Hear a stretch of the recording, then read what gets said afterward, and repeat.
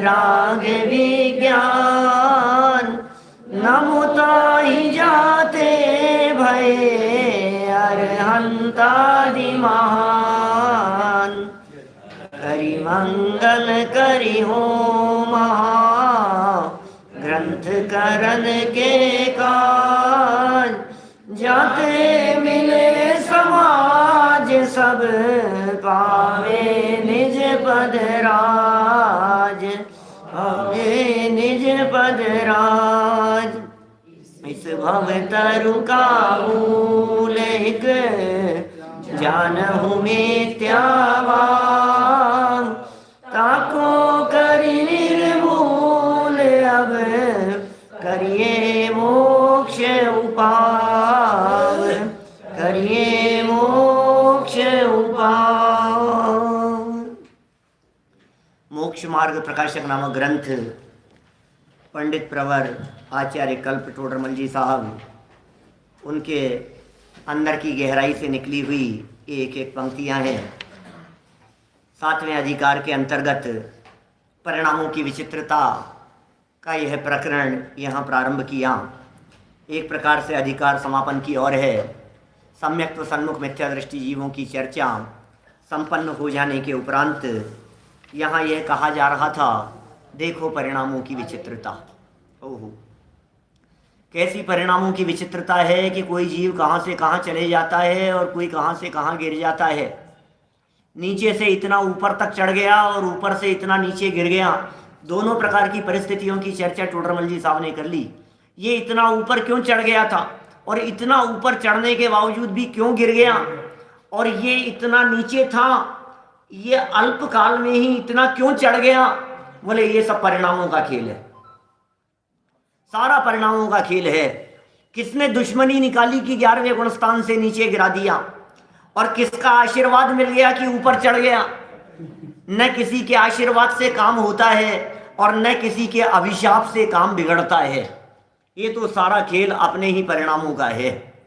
फल तो परिणामों का लगता है, फल तो परिणामों का लगता है। पंडित जी साहब बार बार में इस पूरे ग्रंथ में बार बार में ये बात कहते हैं, परिणामों को संभालो, परिणामों को संभालो। फल तो परिणामों को संभालो भाई। यदि परिणाम बिगड़ गए तो सब कुछ बिगड़ गया, और परिणाम संभले हुए हैं। और यदि शरीर बिगड़ गया, परिस्थितियां बिगड़ गई तो कोई फर्क नहीं पड़ता है। शरीर मेरा नहीं है, संयोग मेरे नहीं है, और परिणाम मेरे हैं, भाव मेरे हैं। इसलिए मकान टूट गया, जमीन चले गई, दुकानदारी ठप हो गई, शरीर बिगड़ गया, आंखें चली गई, कान ने काम करना बंद कर दिया, कुछ भी हो रहा हो, लेकिन उसके बावजूद भी परिणाम यदि अपने कंट्रोल में है तो सब कुछ कंट्रोल में है। सारी दुनिया ये कह रही हो कि परिस्थितियां आउट ऑफ कंट्रोल हो गई, लेकिन हम ये कह सकते हैं कि परिस्थितियां आउट ऑफ कंट्रोल के काल में भी आपकी मनस्थिति आपके कंट्रोल में है। वो आपके कंट्रोल में है, उसे आप कंट्रोल करें, उसे कंट्रोल में रखें। वो बिगड़ा तो सब कुछ बिगड़ गया, और वो नहीं बिगड़ा तो कुछ नहीं बिगड़ा। बस परिणामों की मुख्यता है। परिणाम कैसे संभलें, परिणाम कैसे संभाले जाएं, उसकी विधि क्या है। जितना अभ्यास उतने परिणाम सुधरेंगे। भूमिका अनुसार बिगड़ते भी हैं। जिसका जितना कषाय है, जितने जिसके अंतर में कषाय शक्ति का सद्भाव है, राग है, उसके उतने बिगड़ते भी हैं, कोई बात नहीं। लेकिन तत्वज्ञान के अवलंबन से, वेद विज्ञान की भावना से, जिनवाणी के अवलंबन से बार बार उसे अपने नजदीक लाने का प्रयास करें, स्वभाव सन्मुख करने का प्रयास करें। बुद्धिपूर्वक परिणामों को बाहर से खींच करके अपने पास में लेकर के आए। करत करत अभ्यास के, प्रैक्टिस प्रैक्टिस और प्रैक्टिस, बस अभ्यास। जड़मती होती सुजान, करत करत अभ्यास के, जड़मती होते सुजान। जड़मती भी ज्ञानी हो जाता है। जड़मती होत सुजान, क्या कह रहे हैं, रस्सी आवत जात ते सिल पर पड़े निशान। जड़मती होत सुजान, क्या मतलब। आप समझ पा रहे होंगे कि हम जब पहली बार यहाँ आना शुरू किया था, पहली बार सुने थे हम, तो जड़मती जैसे थे। ये पुद्गल पुद्गल क्या क्या शब्द क्या बोला, ये समझ में नहीं आया हमारे को। ये प्रतिच्छेद क्या होता है और ये क्या होता है, और द्रव्य, गुण और पर्याय और क्या क्या शब्द हैं, नए नए शब्द, अस्तित्व, वस्तुत्व, द्रव्यत्व, प्रमेयत्व, नए शब्द ही नहीं बोले जाएं हमारे से, अटपटे से नहीं लगते थे आपको? प्राग भाव, क्या कह रहे हैं यार, ये क्या कह रहे हैं? इसका मतलब वो सब हमारे बुद्धि के लेवल पर जड़मतीवत थे और करत करत अभ्यास के अब तो मैं दावे के साथ कह सकता हूं कि जितने शब्द मैंने आपको बोले हैं वो आपके भावों में तुरंत आ गए होंगे कि ये क्या कहना चाह रहे हैं। प्रमेयत्व मतलब क्या होता है, अस्तित्व मतलब क्या होता है, वस्तुत्व मतलब क्या होता है। प्रैक्टिस चाहिए, बस अभ्यास चाहिए। ये क्यों हो गया अरुण जी वैसा? सुनते सुनते कैसे हो गया ये? रेगुलर सुनते सुनते रेगुलरिटी चाहिए, बस रेगुलरिटी मस्ट है। आप नियमितता रखिए, सब कुछ हो जाएगा। आप नियमित रहिए, फिर बाकी हमारे ऊपर छोड़ दीजिए, सब समझ में आने लग जाएगा आपको। क्या अब आप ही सोचोगे नहीं कभी आ गए और कभी नहीं आए? कोई क्लास थोड़ी नहीं, अटेंडेंस लगनी चाहिए सच में तो एक एक व्यक्ति की। अटेंडेंस दर्ज कराओ अपनी, उस बिना अटेंडेंस के लगता नहीं है, हमारे को फीलिंग नहीं आती है कि हमारी उपस्थिति सामने वाले को पता लगी है। बिना उपस्थिति के परीक्षा देने का अधिकार नहीं रहता, बिना उपस्थिति की परीक्षा का भी अधिकारी नहीं होता। चलिए, बात यहाँ क्या चल रही थी अपनी? परिणाम संभालिए, परिणाम अपने परिणामों की विचित्रता को बतलाते हुए एक बात तो ऐसी कह दी कि कोई जीव 11वें गुणस्थान तक चला गया, 11वें गुणस्थान तक उपशम श्रेणी को चढ़ गया। भाई साहब अवनीश भाई, उपशम श्रेणी को चढ़ते चढ़ते रास्ते में ये शपक श्रेणी की तरफ स्विच नहीं कर सकता, ऐसा नहीं हो सकता। उपशम श्रेणी चढ़ रहा है, उपशम श्रेणी चढ़ते समय 8वां गुण स्थान आया, श्रेणी चढ़ते समय 9वां आ गया उपशम श्रेणी का। अब उसने स्विच कर लिया कि अब 10वां जो है वो इधर आ जाए।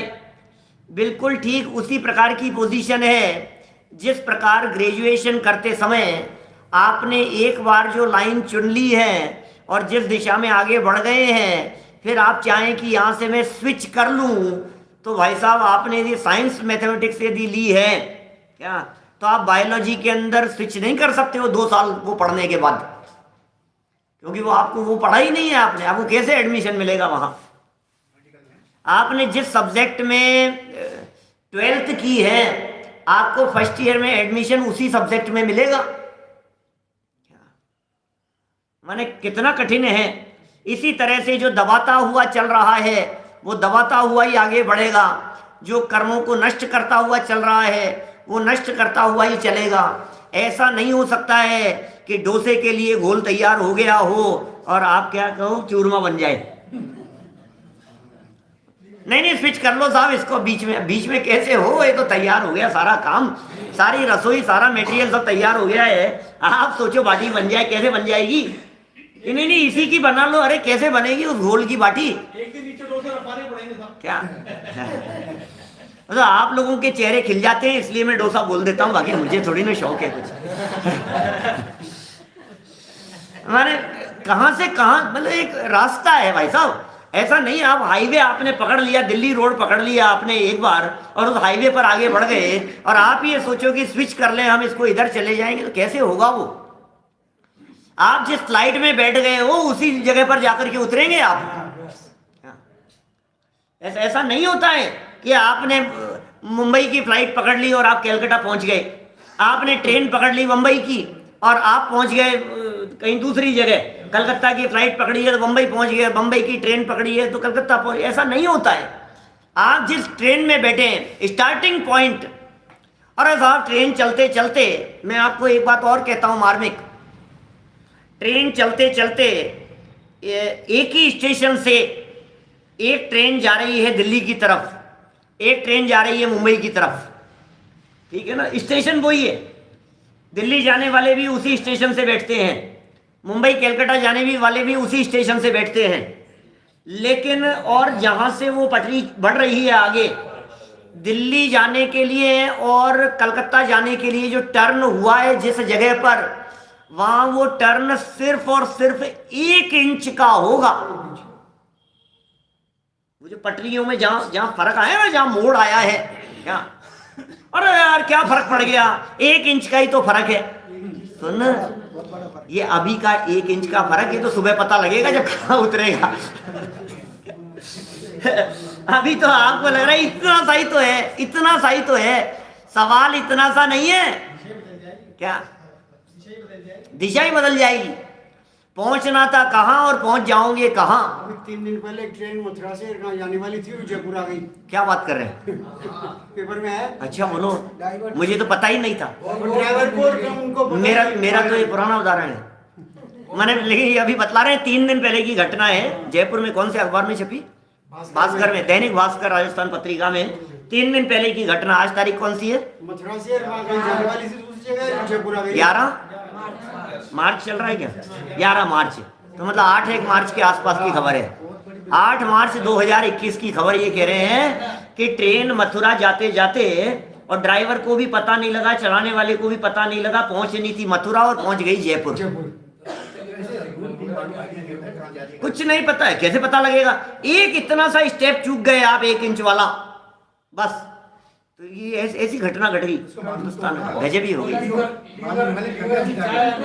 कुछ नहीं कर सकता है, क्या पता लगेगा? कोई रास्ता थोड़ी ना देख रहा है, आप ड्राइविंग थोड़ी ना कर रहे हो, रोड पर हाईवे पर थोड़ी ना चल रहे हो, बोर्ड थोड़ी ना लगे हुए हैं वहां। वो तो सीधा, ये जो फ्लाइट्स उड़ती है, ये फ्लाइट्स किस बेस पर उड़ती है? सामने कंप्यूटर की स्क्रीन दिखती है, कोई रोड थोड़ी ना दिख रहा है, साइड थोड़ी ना दिख रही है उनको, कंट्रोल के हिसाब से चलता है। तो यही कह रहे हैं यहाँ पर, परिणामों के कंट्रोल के आधार पर वो उपशम श्रेणी चढ़ रहा है कि शपथ श्रेणी चढ़ रहा है, ये सब परिणामों के ऊपर कंट्रोल करता है। क्या कुछ भी हो सकता है। देखिए बात यहाँ क्या चल रही है। हाँ बिल्कुल गिरेगा। उपशम श्रेणी वाला जो है वो नियम से गिरेगा। अरे उसकी पोजीशन ही यही है, वो जिस तरह से बढ़ रहा है इसका मतलब ही यही है कि इसे आगे चल करके गिरना है। 11वें गुणस्थान से नियम से गिरेगा, स्टेप बाय स्टेप आगे बढ़ता चला जा रहा है। लेकिन वो जिस सिस्टम से चल रहा है, आगे बढ़ते बढ़ते बढ़ते, क्योंकि उसने जो स्टेप उठाया था, अब वो बुद्धिपूर्वक नहीं है, वो भी अबुद्धिपूर्वक है।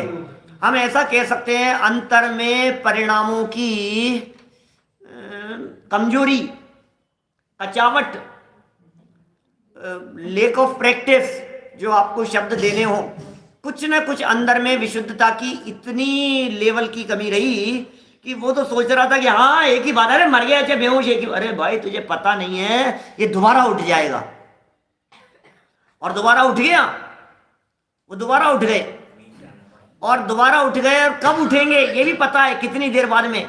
जैसे समझिए आप किसी व्यक्ति को बेहोशी का इंजेक्शन दिया है, तो डॉक्टर को इस बात का पता है कि ये बेहोशी का इंजेक्शन दिया है तो ये कब उठेगा। इसी तरह से इन कर्मों को जो दबाते हुए आगे बढ़ रहा है, माने कर्मों में अनुदय रूप जो इंजेक्शन लगा है, बेहोशी का इंजेक्शन, कर्म अनुदय, कर्म का उदय नहीं है, अनुदय अनुदय अनुदय।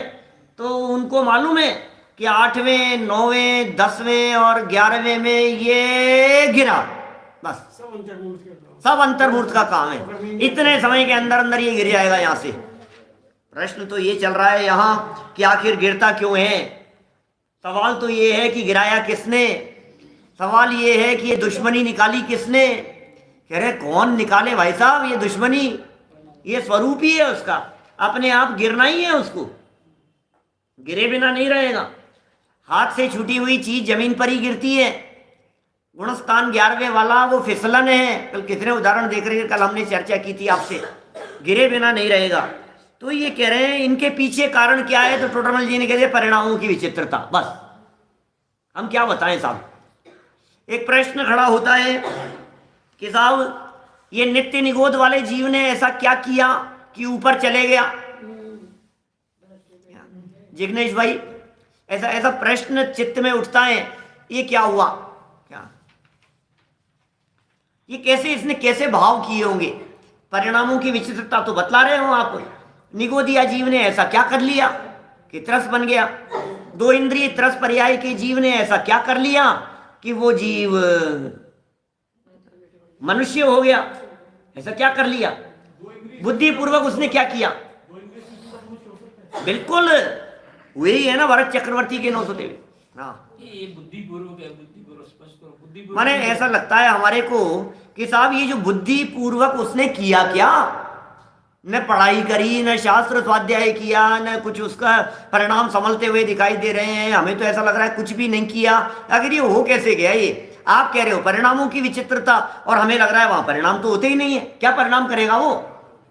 पूजा का नहीं, भक्ति का नहीं, स्वाध्याय का नहीं, जिनेन्द्र देव की पूजन आदि का नहीं, आराधना का नहीं, बोलो कुछ भी तो नहीं करता होगा। हमें तो ऐसा लग रहा है। फिर हुआ कैसे? अब हुआ कैसे? लग तो ऐसा ही रहा है हमारे को। सुनो सुनो भाई, लग तो ऐसा ही रहा है, लेकिन हमें एक बात बतला दीजिए कि कर्म बंधता है तो वो बिना भावों के बंधता है क्या? भाव तो होंगे ना। क्या कोई मनुष्य गति में आया है क्या? कोई जीव मनुष्य भाव में आया है तो मनुष्य भाव में आने के पहले उसने मनुष्य भाव में आने योग्य कर्म बांधा होगा कि नहीं? बांधा होगा। तो फिर मनुष्य भाव में आने योग्य कर्म बांधा था, तो मनुष्य भाव में आने योग्य परिणाम उसके हुए होंगे कि नहीं कर्म बंधन के लिए? हम इसे ये कह सकते हैं कि आपको अनुमान से ही मानना पड़ेगा, आगम से ही मानना पड़ेगा। मेरा एक प्रवचन है इस विषय के ऊपर, मियामी फ्लोरिडा में किया हुआ। उसका सब्जेक्ट है, विशिष्ट प्रवचनों में मिलेगा आपको, मियामी स्पेशल में भी मिल सकता है। उसमें सब्जेक्ट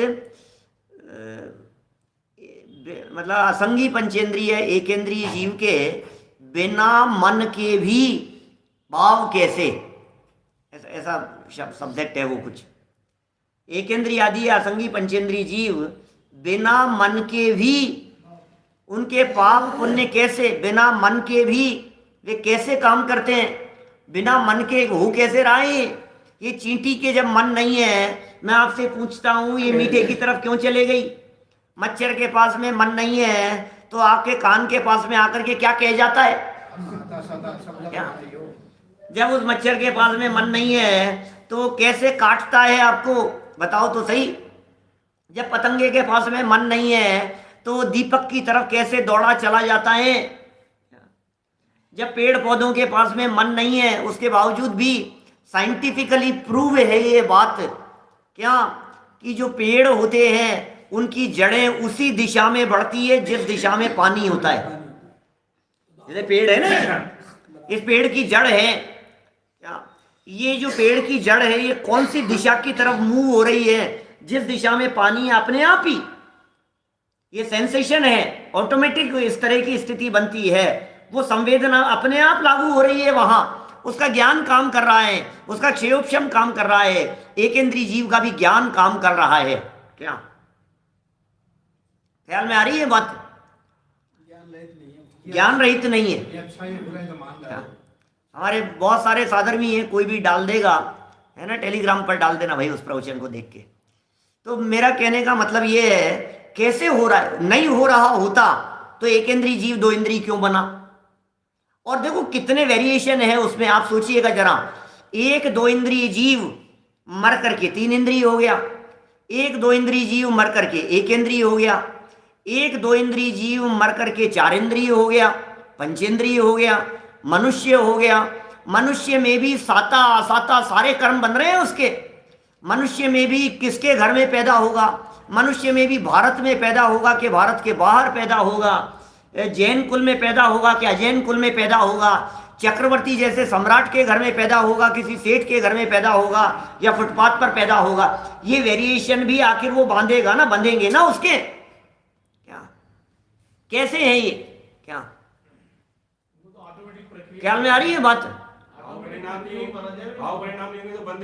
हाँ, यदि परिणाम नहीं होंगे, भाव नहीं मानेंगे यदि अपन, क्या भाव और परिणामों को यदि हम नहीं मानेंगे तो कर्म का बंधन नहीं होगा उनके, और कर्म का बंधन नहीं होगा तो उनके मुक्ति माननी पड़ेगी वहीं दो इंद्रिय से। एक भाव अलग चीज है और मन अलग चीज है।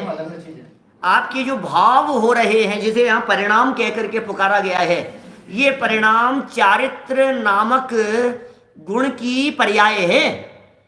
क्या ये जो परिणाम हो रहे हैं ना हमारे, ये चारित्र गुण की पर्याय है, ये जीव के होते हैं।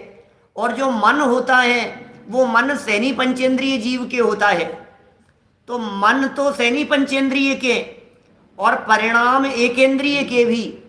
अरे इतना ही नहीं, क्या इतना ही नहीं, वो जो एकेंद्रिय जीव है, वो एकेंद्रिय जीव के मन नहीं होते हुए भी अशुभ भी हो रहे हैं और शुभ भी हो रहे हैं। और गजब की बात बतलाऊं आपको, एक निगोदिया जीव यदि निगोद अवस्था में ही जन्म मरण कर रहा है तो हर निगोद अवस्था में नई निगोद पर्याय के लिए कर्म बांध रहा है।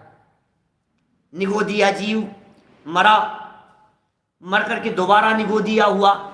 सुनना क्या भैया, एक निगोदिया जीव मरा, मर करके दोबारा निगोदिया हुआ, फिर वो मरा, मर करके दोबारा निगोदिया हुआ। सात्विक क्यों हुआ ऐसा? क्योंकि यदि वो निगोद अवस्था में रहते हुए, यहां निगोदिया का आयु कितनी सी है, श्वास के 18वें भाग, इतने से काल में यदि वो नया आयु कर्म दोबारा निगोद अवस्था का नहीं बांधेगा तो निगोद में नहीं जाएगा। तो उसने इतनी सी निगोद की इसी अवस्था में रह करके ये निगोद का कर्म बांध लिया, फिर इसने इस निगोद अवस्था में रह करके कर्म बांध रहा है वो नया निगोद का। वहां की आयु श्वास के 18वें भाग है तो वो अंतर्मूर्त है, तो वो जो उसकी स्थिति है एक सागर तक के कर्म बांध लेता है।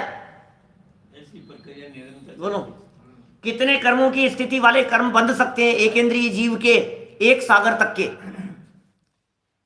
दो इंद्रिय जीव 25 सागर तक के कर्म बांध सकता है, ऐसी स्थिति है। तीन इंद्रिय जीव 50 सागर तक के बांध सकता है। चार इंद्रिय जीव 100 सागर तक के बांध सकता है।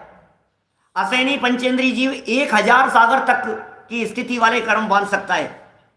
और सैनी पंचेंद्रिय जीव 70 कोड़ा कोड़ी सागर तक के कर्म बांध सकता है। ऐसा स्वरूप है। तो ये कितने इतने इतने सागर, तो ये पूरे बांध लिए? अरे नहीं, कितने करी। ज्ञानावर्णी कितना स्थिति वाला बन रहा है, दर्शनावर्णी कितना बन रहा है, मोहनी अंतराय वेदनी है, नाम गोत्र और आयु भी उसको उसी के अंदर बांधनी है और वही त्रिभाग के अंदर पड़ रही। उस निगोदिया जीव के भी त्रिभाग में आयु बंध रही है। गजब हो गया क्या? श्वास के 18वें भाग उसकी आयु है क्या? श्वास के 18वें भाग उसकी आयु है।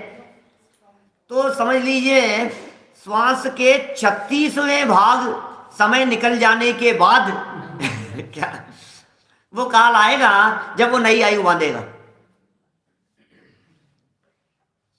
ख्याल में आ रही है क्या बात?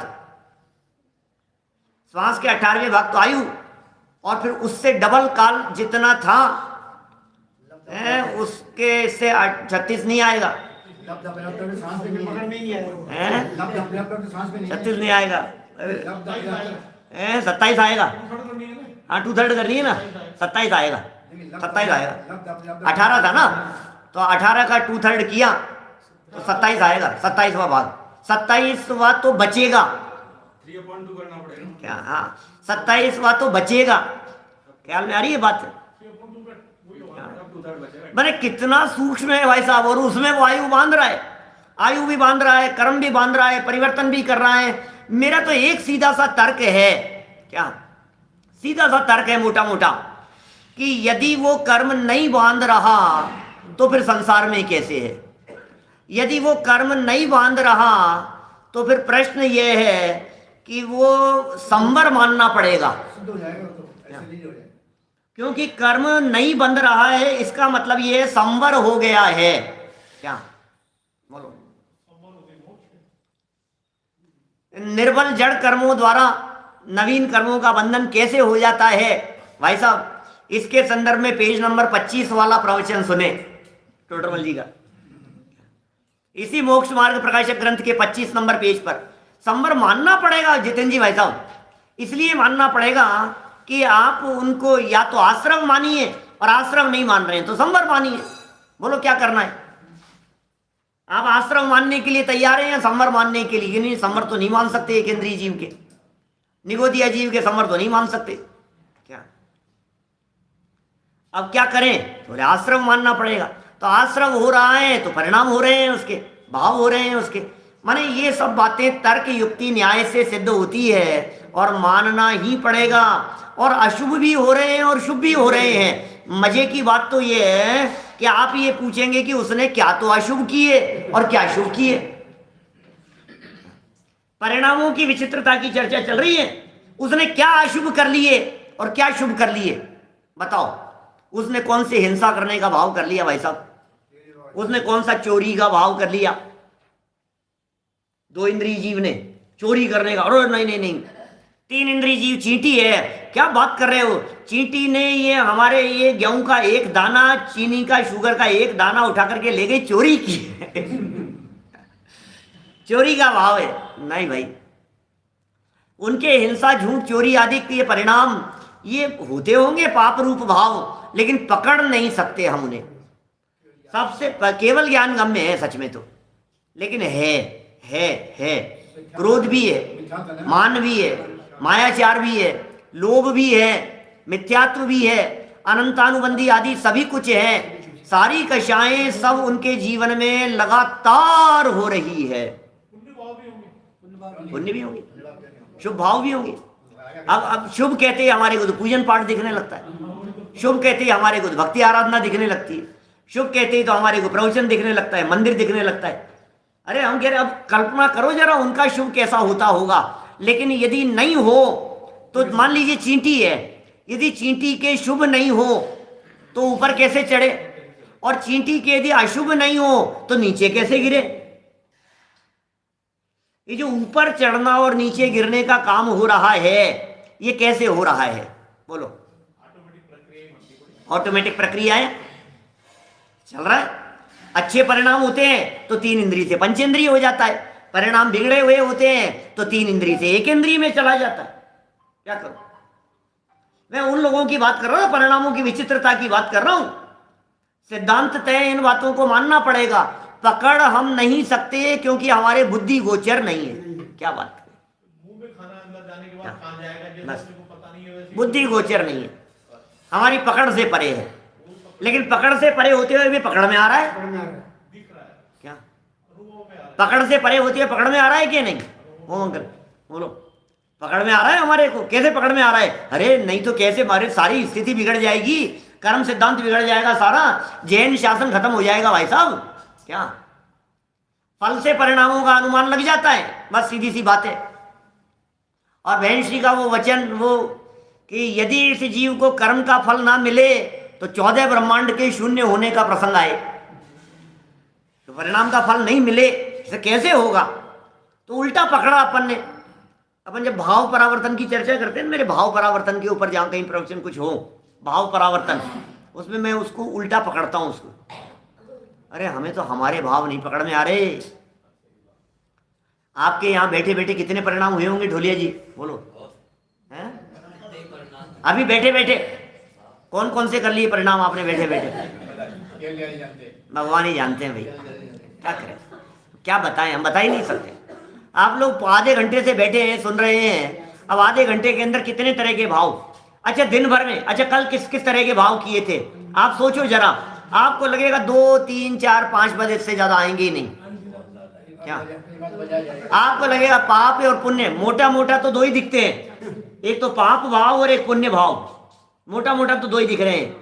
ज्यादा हमने थोड़ा सा सूक्ष्मता में जाने की बात कही तो फिर आप कहोगे हाँ थोड़ा सा, और मतलब थोड़ा सा ज़्यादा खराब हो गया था, ज़्यादा ही तेज गुस्सा आ गया था, नहीं नहीं नहीं मैं तो कंट्रोल में था, नहीं ऐसा हो गया था, थोड़ा सा मेरे कमाने का भाव आ गया। आप कितने तरह के भाव बनाओगे आप, कमाने का भाव, खाने का भाव, और नहाने धोने का भाव, और जाने आने का भाव, मंदिर आने का भाव, और कितने 24 घंटे में 24 नहीं गिना सकते आप, बोलो करते ज्यादा है, गिना नहीं सकते। 24 घंटे में 24 भाव नहीं गिना सकते। लेकिन वस्तु स्थिति है 1 सेकंड में असंख्यात तरह के वेरिएशन है। 1 सेकंड में, बोलो सेकंड में असंख्यात तरह के हैं, इतने वेरिएशन, क्षण क्षण बदल रहा है, क्षण क्षण बदल रहा है। 60,000 तो साइंटिस्ट ही बता देते हैं। बोलो 60,000 तो साइंटिस्ट बता रहे हैं, ये कह रहे हैं सेकंड में, दिन के। अब बोलो आप दिन के 60,000 बता रहे, तो बदलते क्या, कहाँ पकड़ोगे आप? अब कैसे पकड़ें साहब ये बतलाओ। हम ये कह रहे हैं, मुझे बतलाइए, आपका जो फल मिल रहा है, क्या वो जो फल मिल रहा है वो कर्म बंधने से ही तो मिला होगा। मैं परिणामों की विचित्रता की बात कर रहा हूं, थोड़ा पकड़ने की कोशिश करना। जो लाइन यहां दी है, इस लाइन को थोड़ा सा एक्सप्लेन करने की कोशिश कर रहा हूं। हमें जो फल मिल रहा है वो फल किसका मिलेगा? बोले जो कर्म बंधा होगा। और बंधा कैसा होगा? जैसे भाव किए होंगे, जैसे भाव करेंगे वैसा कर्म बंधेगा, जैसा कर्म बंधेगा वैसा फल मिलेगा। तो यदि फल अलग मिल रहा है तो बंधन अलग था, और बंधन अलग था तो भाव अलग प्रकार के होंगे। कि साहब अभी भी इतना समझ में नहीं आया। अरे सुनो तो सही, उल्लास भाई क्या कह रहे हैं। देखो, हम ये कह रहे हैं, आपने पहन रखी है टी शर्ट और हमने पहन रखा है कुर्ता। क्या तो टी शर्ट मिलने वाला कर्म का उदय और कुर्ता मिलने वाला कर्म का उदय दोनों एक जैसे तो नहीं है? बोलो क्या? अच्छा, कुर्ते की बात करो। क्या कुर्ते की बात कीजिए, तो ये कुर्ता व्हाइट कलर का हो कि दूसरे कलर का हो, व्हाइट मिलना अलग कर्म के उदय से है, दूसरे कलर का मिलना अलग कर्म के उदय से है, बराबर। अब व्हाइट में ही कौन सी डिजाइन का होना और व्हाइट में ही जो वेरिएशन है, क्या इसके कुर्ते की सफेदी मेरे कुर्ते से ज्यादा कैसे? क्या ये जो सफेदी का वेरिएशन है ये अलग अलग तरह के कर्म के उदय से होगा कि नहीं? उसमें भी 38 नंबर का है, 40 नंबर का है, 42 नंबर का है, ये सब अलग अलग कर्म के उदय से होता है। आपका साइज तो आता है कुछ और उसने पैक करके दे दिया कुछ और, अलग कर्म का उदय था। मैं अकेले कुर्ते की बात कर रहा हूं भाई साहब, कुर्ता नहीं, नीचे से ऊपर तक जो कुछ भी पहन रखा है, और न केवल पहन रखा है, आपके घर में एक एक बर्तन, एक एक बिस्तर, कपड़े, चद्दर, तकिए, कमरा, मकान, गाड़ी, मोबाइल, सारी परिस्थितियां, एक एक चीज, ईंट पत्थर भी यदि लगे हुए हैं, आपको अपने कर्म के योग से मिले। आपका क्षेमक्षम, आपके ज्ञान की योग्यता, कितने प्रकार के लोग बैठे हैं, जितने लोग बैठे हुए हैं, सबकी शक्ल अलग, अकल अलग, कपड़े अलग, परिस्थिति अलग, परिवार अलग, संयोग अलग, वैभव अलग, धन अलग, सब चीज अलग अलग है। तो सबका अलग अलग कर्म का उदय है, बांधा भी तो अलग अलग होगा। सुबह से शाम तक कभी सर दर्द होता है, कभी पानी पीता है, तो पानी पीता है वो अलग कर्म के उदय से है, रोटी खाता है वो अलग कर्म के उदय से है, 2 घास खाता है वो अलग कर्म के उदय से है, 2 रोटी खाता है वो अलग कर्म के उदय से है, अनार के कितने दाने अंदर जाएंगे वो अलग कर्म के उदय से, एप्पल खाएगा वो अलग कर्म के उदय से है, बनाना खाएगा वो अलग कर्म के उदय से, सब्जी आज कौन सी मिली है वो अलग कर्म का उदय है। उसमें भी आपको एक प्याला मिला है कि आधा प्याला मिला है कि खत्म हो गया है कि बच गया है, कि नमक तेज था कि नमक कम था कि मिर्च तेज हो गई थी, अलग अलग कर्म के उदय है। इतना बताएं हम, थोड़ा का ज्यादा समझना क्या? अच्छा, बिना कर्म के उदय के कैसे होगा बतलाओ? वेदनीय कर्म जो है, साता वेदनीय, असाता वेदनीय कर्म, वो अलग अलग तरह का काम कर रहा है कि नहीं? आपको गर्मी लग रही है, आपको ठंड लग रही है, आपको कैसा मौसम फील हो रहा है, आपके कर्म का उदय अपना अपना। एक को पंखा सुहा रहा है, एक को नहीं सुहा रहा है, एक को पंखा सुहा रहा है, एक को नहीं सुहा रहा है, जिसको सुहा रहा है उसके साता का उदय है, जिसको नहीं सुहा रहा है उसके असाता का उदय है। उदय तो अपना बदल रहा है,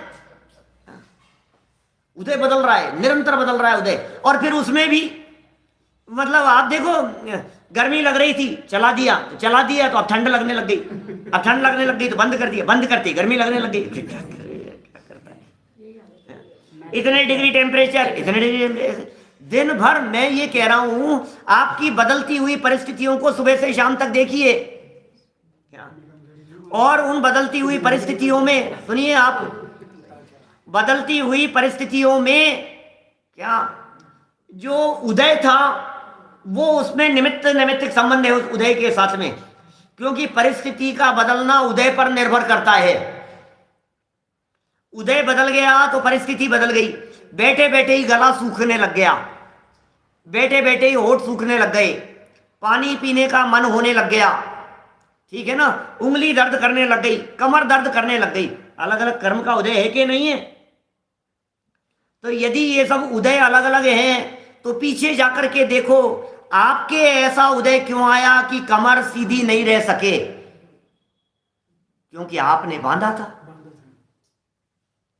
आपके ऐसे कर्म का उदय क्यों आया भाई साहब कि हम यहां से सीधे नहीं बैठ पा रहे हैं, कमर झुक रही है, दर्द हो रहा है? क्योंकि ऐसा बांधा था। कि बांधा किसने था?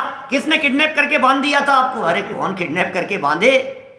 हमने भाव वैसे किए थे, हमने परिणाम वैसे किए थे, हमारे विचार उस तरह के चल रहे थे। क्या विचार? अब वो जितने तरह के वेरिएशन, मैं तो इसको वो जो चर्चा चलती है ना कभी, जैसे मैंने भाव परावर्तन बतलाया है, उसी चर्चा के अंतर्गत मैं कभी ऐसा कहता हूं दर्द एक जैसा नहीं है। इसका मतलब दर्द के वेरिएशन में उदय बदल रहा है। सोच रहा, दाढ़ में दर्द हुआ, अब आपके दाढ़ का दर्द जब हुआ था उस समय से लेकर जब तक चलता रहा और जब मिट गया तब तक उसमें कितने उतार चढ़ाव चल रहे हैं। जितने उतार चढ़ाव चल रहे हैं उसके प्रमाण में उदय बदल रहा है। एक व्यक्ति के चांटा मार दिया, एक व्यक्ति को तकलीफ हुई, आंखों से एक आंसू बहा, एक खेत खिन्नता हुई, सिर्फ अलग कर्म का उदय था। इतनी पीड़ा हुई कि रोना आ गया, अलग कर्म का उदय। इतनी पीड़ा हुई कि रोता ही रहा आधे घंटे तक, अलग कर्म का उदय। इतनी पीड़ा हुई, मतलब ये पीड़ा के मापदंड अलग अलग होंगे कि नहीं? तुम कितने पीड़ित हो रहे हो, जितने पीड़ित हो रहे हो उतनी डेंसिटी में वो अनुभाग काम कर रहा है ना, कर्म का फल। वो उतनी पावर से वो कर्म का उदय काम कर रहा है ना। अब कितने पावर से ये कर्म का उदय काम कर रहा है? बोले ये जैसी कषाय हुई थी, क्योंकि अनुभाग बंद और स्थिति बंद ये कषाय से होता है। क्या स्थिति और अनुभाग बंद तो कषाय से है। तो इसका मतलब कैसा अनुभाग है ये कषाय के अनुसार होगा। तो कषाय, अब देखो, अब चींटी भी इधर चल रही है। अब समझना, अपन ने तो अपन लोगों के ऊपर तो लगा लिया, अब चींटी पर लगाइए। चींटी इधर से चल रही है, अब चींटी के चलते चलते एक व्यक्ति ने रास्ता रोक दिया, अलग कर्म का उदय। वापस उसको मुड़ना पड़ गया, अलग कर्म का उदय। उसके भी आहार भय मैथुन परिग्रह चारों संज्ञाएं हैं, जो संयोग उसको मिला अलग कर्म का उदय। किसी के पैर के नीचे आ गई, अलग कर्म का उदय। किसी ने पानी से बहा दिया, अलग कर्म का उदय। बहते बहते भी उसका एक पैर मुड़ गया और वापस पानी में से निकल करके किनारे पर आ गई, अलग कर्म का उदय। आयु बची हुई, आयु कर्म का उदय निरंतर चल रहा है कि नहीं? उसका ज्ञानावरणी कर्म का उदय उसके बराबर चल रहा है कि नहीं? दर्शनावरणी आदि मोहनी कर्म के उदय बराबर चल रहे हैं कि नहीं? उदय भी चल रहे हैं और नया बंधन भी कर रही हैं। देह के प्रति एकत्व ममत्व बुद्धि उस चींटी के है या नहीं? मरने का भय उस चींटी को है या नहीं? मैं भाव बतला रहा हूं आपको। उस चींटी को मरने का भाव है, डर है, भय है, भाव नहीं भय। चींटी को मरने का डर है, इसलिए सामने जिस तरह से कोई डिस्टरबेंस आ गया, कोई अड़चन आ गई, कोई व्यवधान आ गया, तुरंत उसने अपना रास्ता बदल लिया। इसका मतलब भाव बदल गए उसके, इधर जाते जाते उसके भाव बदल गए। हम कोशिश कर रहे हैं मोटा मोटा उन भावों को पकड़ने की, भाई साहब हम पकड़ नहीं सकते। वास्तव में सूक्ष्म स्थिति तो केवल ज्ञान गम्य है, लेकिन ये जो पंडित जी साहब ने लिखा है, अरे भाई साहब परिणामों की विचित्रता है। तो करें क्या इस विचित्रता को देख करके? निगोद से निकले थे कौन? 923 नित्य निगोद से। अरे सब हम सब निगोद से ही निकले हैं, हम सब नित्य निगोद से ही निकले हुए हैं, आए तो वहीं से हैं। लेकिन उन्होंने नित्य निगोद से निकलने के बाद में क्या काम कर लिया और हम नित्य निगोद से निकलने के बाद में क्या कर पाए? कुछ नहीं। और फिर यदि कुछ नहीं कर पाए तो वहीं जाएंगे, और क्या है? तो अंतर्मूर्त में वो केवल ज्ञान प्राप्त कर लेते हैं। ऐसा जानकर, ऐसा जानकर, ऐसा समझकर, ऐसा विचार कर परिणाम बिगड़ने का भय रखना। डरो डरो जरा। क्या डरो भाई साहब? भाव कहाँ जा रहे हैं? विचार तो करो। डरना पड़ेगा आपको इन परिणामों से, बिगड़ते हुए परिणामों से डरना पड़ेगा। फल तो परिणामों का लगता है। दुनिया में मजिस्ट्रेट से सब डरते हैं, सजा से सब डरते हैं, पुलिस से सब डरते हैं, इनकम टैक्स वालों से सब डरते हैं क्या, लेकिन भाई अपने परिणामों से तो डरो क्या। भाई साहब आलोक जी, क्या करें, संभलना है और क्या करना है। क्रिया में हमारी चलती नहीं है, क्रियाएं सब सुधारना चाहते हैं, यहां तो भावों को सुधारने की चर्चा चल रही है। क्रिया तो अपने आप सुधरती है, वातावरण से, माहौल से दुनिया सुधारती है, अपने आप सुधर जाती है भाई साहब क्रियाएं तो, वचन भी सुधर जाते हैं। देह सुधर गई, देह की क्रियाएं सुधर गई, वाणी सुधर गई, वाणी की क्रियाएं सुधर गई, वाणी में से चलने वाले शब्द संभल गए, लेकिन भावों को संभालना है। सोते हुए भी, मंदिर में बैठे हुए भी, प्रवचन सुनते हुए भी, अरे उपयोग दौड़ रहा है, इधर से उधर चला गया है, भैया बिगड़ने का भय रखना, बिगड़ने का भय रखना। और टोडरमल जी का आगे वाला वाक्य, सुधारने का उपाय करना। क्या करें, परिणाम बिगड़ने का भय रखना और सुधारने का उपाय करना। अरे साहब सुधारने का क्या उपाय करूं साहब, मैं तो बहुत सुधारना चाहता हूं, मैं तो बहुत सुधारना चाहता हूं, लेकिन करूं क्या, कि करे क्या। मंदिर आ रोजाना, जिनवाणी के समागम में रहे, माँ के सानिध्य में रहे, माँ के निर्देशन में चल, जिनवाणी माँ सिखा रही है कैसे चलना है।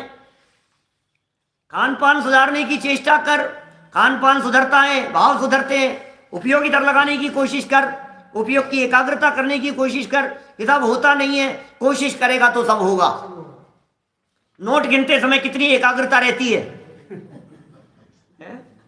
नहीं साहब में तो मेरे एकाग्रता नहीं रहती, मेरी एकाग्रता नहीं रहती। अच्छा नहीं रहती, ये गड्डी है, जरा गिनना एक बार, बराबर गिन के बताता है। हम जब बात करते हैं जिनवाणी सुनने के लिए तो कहता है एकाग्रता नहीं रहती, एकाग्रता नहीं रहती साहब, मन चंचल है बहुत ज्यादा। अरे चंचल है कि रुचि नहीं है क्या।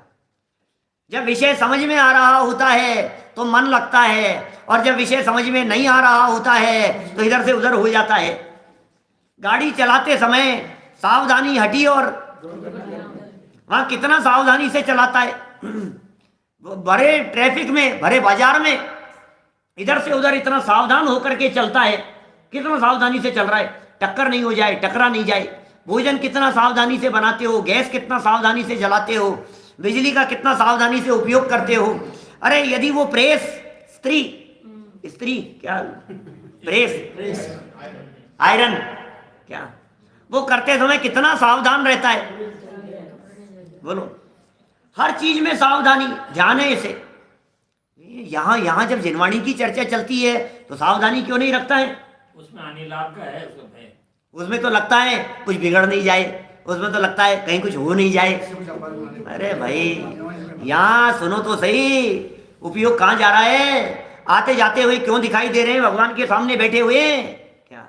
यहाँ सुधरेगा तो सब जगह अपने आप सुधर जाएगा। पूजन करते समय क्यों इधर उधर जा रही है दृष्टि, क्यों घूम रहा है, क्यों देख रहा है, संभालो। और तुरंत देखो, ये तो प्रैक्टिस की बात है भाई साहब, क्या मैंने प्रैक्टिस की बात है। जितनी प्रैक्टिस करेंगे उतना ज़्यादा उपयोग की एकाग्रता होगी। दौड़ते समय भी फिर कंट्रोल करो, मैं कहाँ हूँ यार, मैं कहाँ चला गया, अरे नहीं यही रहना है मुझे, मैं कहाँ खो गया था, अरे अरे क्या बोला। कभी कभी तो तब पता लगता है जब आसपास वाले हंसने लगते हैं, अरे ये क्यों हंस रहे हैं कि कुछ निकल गया, क्या बोल दिया यार इन्होंने, क्या चला गया, वो बात ही निकल गई हमारे दिमाग से। जब प्रवचन को दोबारा सुनते हैं तो पता लगता है हमारा उपयोग कितना उधर चला गया। बिल्कुल रिसर्च है ये, आप नेट पर सर्च कीजिए, अलग अलग तरह की रिसर्च मिलेगी आपको, बातें मिलेगी कि जब ये जीव पौन घंटे किसी विषय को सुनता है तो 70% से ज्यादा ग्रास्पिंग नहीं हो पाती है।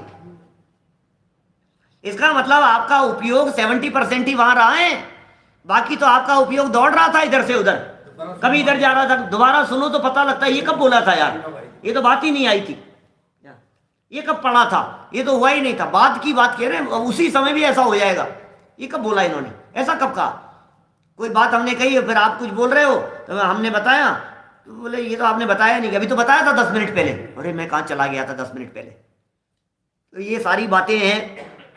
पंडित जी का ये वाक्य जीवन सुधारने के लिए पर्याप्त है। इस एक वाक्य से निहाल हो सकता है कोई भी व्यक्ति, इस एक वाक्य से मोक्ष मार्ग की शुरुआत हो सकती है, इस एक वाक्य से सारी स्थिति अपने कंट्रोल में आ सकती है।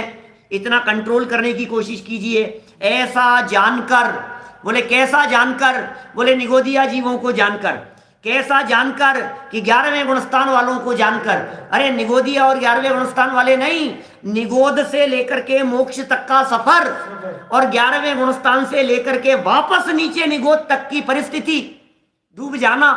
जब इस परिस्थिति को आप गहराई से देखते हैं तो पंडित जी कह रहे हैं ऐसा जानकर, ऐसा जानकर समझ लो। जब 11वें वाले इतना नीचे गिर सकते हैं, निगोद तक पहुंच सकते हैं, तो हम तो 11वें वाले तो है ही नहीं, 6ठे 7वें वाले और 5वें वाले भी नियम से नहीं है। कहां तक होंगे? पहला चौथा और क्या होगा इससे ज्यादा? बाकी इससे ज्यादा तो दिखता नहीं है। आप कीजिए कल्पना, वो जब इतना नीचे गिर सकता है तो हमारी स्थिति क्या हो सकती है। ऐसा जानकर अपने परिणाम बिगड़ने का भय रखना। ओहो, अपने परिणाम बिगड़ने का भय रखना। और क्या करें? बिगड़ने का तो भय रखो कि हाँ साहब मुझे डर है, बिगड़ नहीं जाए, बिगड़ नहीं जाए, बिगड़ नहीं जाए। अरे लेकिन सुधारने का उपाय करना, बुद्धिपूर्वक उपाय करना, बुद्धिपूर्वक परिणाम कैसे सुधर सकते हैं उधर अपने उपयोग को लगाना। तो इस तरह से यदि हम अपने जीवन को सुधारने के लिए, अपने परिणामों को संभालने के लिए स्वयं ही प्रयत्न करेंगे, स्वयं ही पुरुषार्थ करेंगे, तो निश्चित तौर पर हमारा जीवन उज्जवल होगा, उत्कृष्ट होगा। हम सभी का जीवन निर्मल बने, पवित्र बने, उत्कृष्ट हो और बिगड़ते हुए परिणाम संभल कर, सुधरते हुए, क्योंकि सुधरते हैं स्वभाव के अवलंबन से, सुधरते हैं जिनवाणी के अवलंबन से, इन सब का स्वभाव सन्मुख अवलंबन होते हुए अल्पकाल में हम सबकी सिद्ध दशा हो। इसी मंगल भावना से बात को यहीं विराम देता हूं। मैं ज्ञानानंद स्वभावी हूँ, मैं ज्ञानानंद स्वभावी हूँ, मैं हूँ अपने में स्वयं पूर्ण, पर की मुझ में कुछ गंध नहीं। मैं हर्ष अरूपी अस्पर्शी, पर से कुछ भी संबंध नहीं।